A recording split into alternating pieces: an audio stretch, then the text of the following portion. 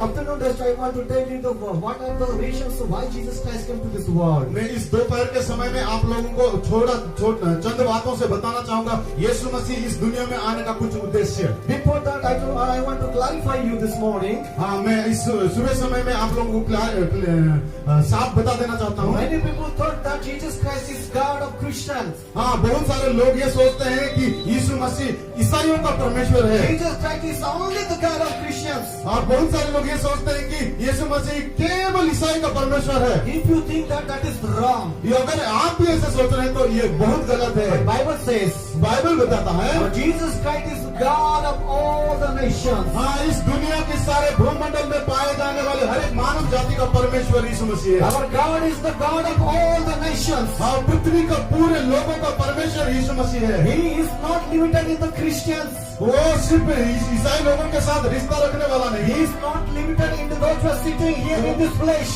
उसका सिर्फ नापी को हम लोग यहाँ पर बैठे हुए लोगों के बीच में ही नहीं But पाए। He is the God of all the nations, all the language, all the tribes, all the regions. हाँ, परंतु उस परमेश्वर प्रभु यीशु मसीह हर भाषाओं का, हर लोगों का, हर जाति का, इस पृथ्वी में पाए जाने हर मानव जाति का परमेश्वर है। There will be time when Jesus Christ will come and He will sit on the judgment seat. हाँ, परंतु समय आ रहा है जब वो महिमा में सिंहासन में बैठने के लिए आएंगे। Bible says that all the nations will bow down before Him. वो बाइबल कहता है कि हर एक मानव जाति उसके सम्मुख में घुटना टेक के बैठेंगे। All the nations will confess them with their mouths. हाँ, उसकी मुख के द्वारा वो लोग पूरी रीति से अंगीकार करेंगे। Jesus Christ is only the one God who can take us in heaven. हाँ, वो हम उस दिन सारे मानव जाति ये स्वीकार करेंगे यीशु मसीह ही है वो केवल प्रभु यीशु मसीह जो हमको स्वर्ग ले सकता है। Hallelujah! Hallelujah, Hallelujah! Hallelujah. There is no other God beside and before Him. हाँ, उसके आगे और